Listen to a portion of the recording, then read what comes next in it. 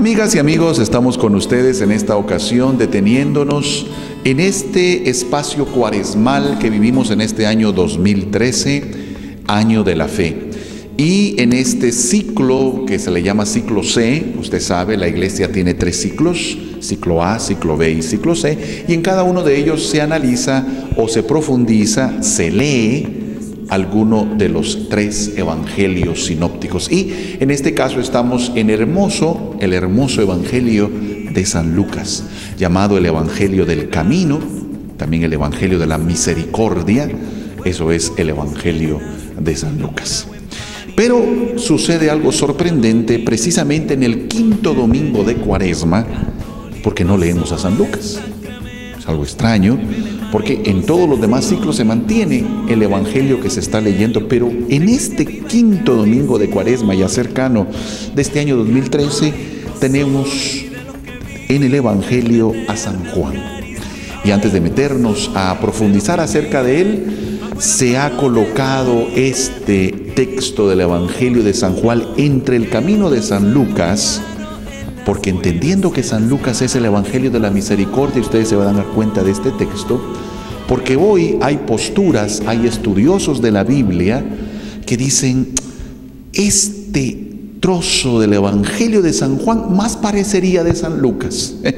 Es decir, es muy de acuerdo a la mentalidad de San Lucas. Por eso han llegado a afirmar que tal vez era originalmente de San Lucas y por alguna razón quedó en San Juan. Bueno, esas son teorías, hipótesis. Lo que sí es cierto es que nos ayuda en este camino de la Cuaresma y seguimos con este tema de la misericordia. Y resulta que el evangelio del 5º domingo de Cuaresma de este año es San Juan capítulo 8 versos del 1 al 11. Dice así: En aquel tiempo Jesús se retiró al monte de los Olivos y al amanecer se presentó de nuevo en el templo donde la multitud se le acercaba y él, sentado entre ellos, les enseñaba. Entonces los escribas y fariseos le llevaron una mujer sorprendida en adulterio y poniéndola frente a él le dijeron: Maestro, esta mujer ha sido sorprendida en flagrante adulterio. Moisés nos manda en la ley apedrear a estas mujeres. ¿Tú qué dices? Le preguntaban esto para ponerle una trampa y poder acusarlo, pero Jesús se agachó y se puso a escribir en el suelo con el dedo. Como insistían en su pregunta, se incorporó y les dijo: aquel de ustedes que no tenga pecado, que le tire la primera piedra. Se volvió a agachar y siguió escribiendo en el suelo. Al oír aquellas palabras, los acusadores comenzaron a escabullirse uno tras otro, empezando por los más viejos, hasta que dejaron solos a Jesús y a la mujer que estaba de pie junto a él. Entonces Jesús se enderezó y le preguntó: Mujer, ¿dónde están los que te acusaban? ¿Nadie te ha condenado? Ella le contestó: Nadie, Señor. Y Jesús le dijo: Tampoco yo te condeno. Vete y ya no vuelvas a pecar. Palabra del Señor. Gloria a ti, Señor Jesús. Es entonces este dato interesante, repito, de San Juan, donde nos transmite esta escena por demás impactante. Toda la gente que llega y presenta a aquella mujer encontrada en pecado, porque la ley dice que había que apedrearla. En primer lugar, habría que decir que es una ley machista. ¿Cómo es posible que apedreen a la mujer? El adulterio también implica a un hombre. ¿Y dónde está el hombre? ¿Por qué lo dejan a él? La ley dice que a ella es a la que hay que apedrear. Era un momento en que querían poner en dificultad a Jesús, porque dijera lo que dijera era problema. Si él decía no la apedreen, era ir en contra de la ley, porque la ley de Moisés decía que había que apedrearla.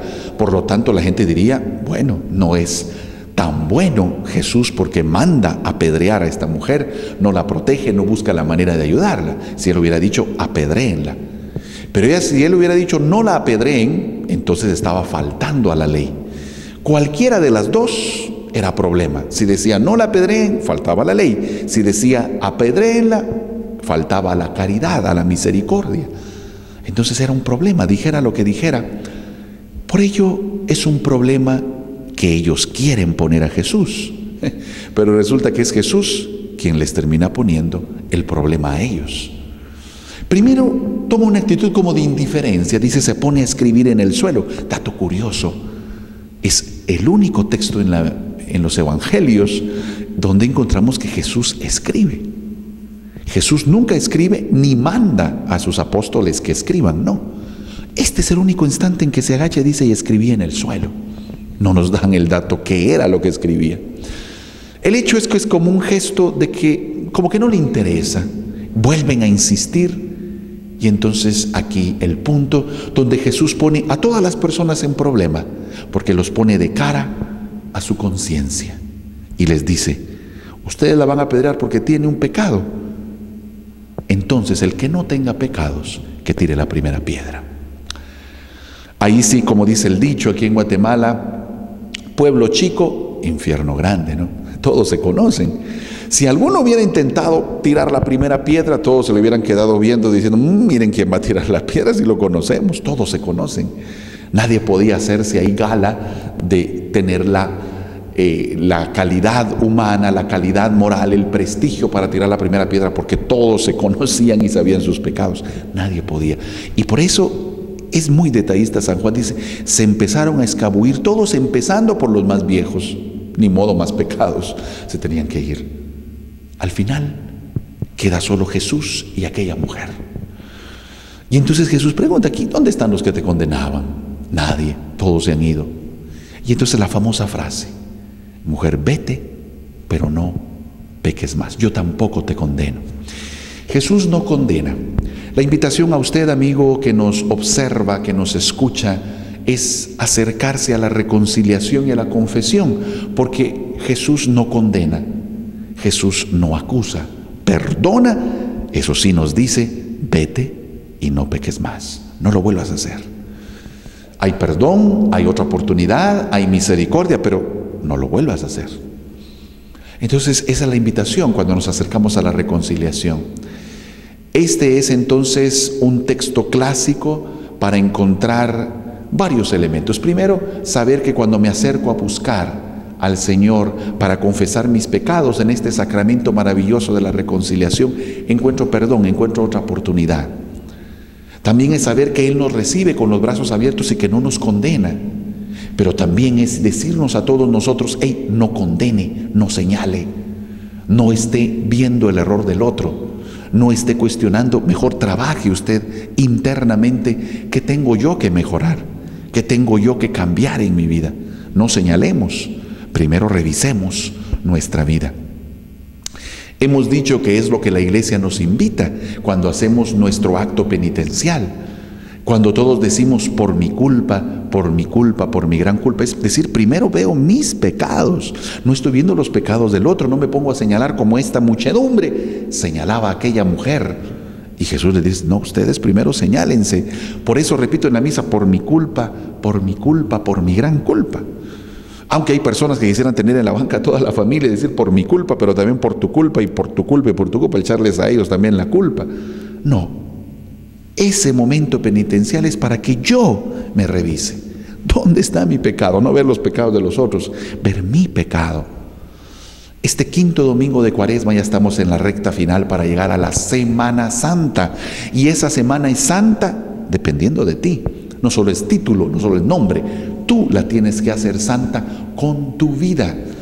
Y como aquella mujer, reconocer, pedir perdón por el pecado, pero escuchar atentamente la voz de Jesús que dice, vete y no peques más.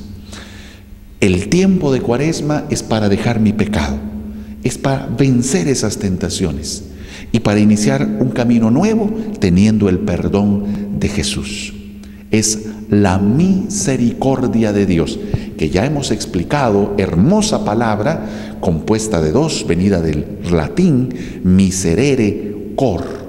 Miserere quiere decir abajar, cor el corazón, misericordia, abajar el corazón, ser cercano al que sufre, al que padece, y eso hace Dios. Dios se acerca a ti, se acerca a cada uno de nosotros para abrazarnos, para perdonarnos, para ser un Dios que camina en nuestra vida, no un Dios lejano, pero es ejemplo para que tú también, que nos estás observando, tengas misericordia de las demás personas, les perdones, les acompañes, les ayudes, porque esa es tu misión. Vivamos pues con una profunda espiritualidad este tiempo de Cuaresma, y que este hermoso evangelio nos ayude también a vivir la misericordia y a pedirle a Dios su misericordia en nuestra confesión. Vivámosla pues intensamente, y que esta Cuaresma nos prepare a vivir de una manera santa la Pascua.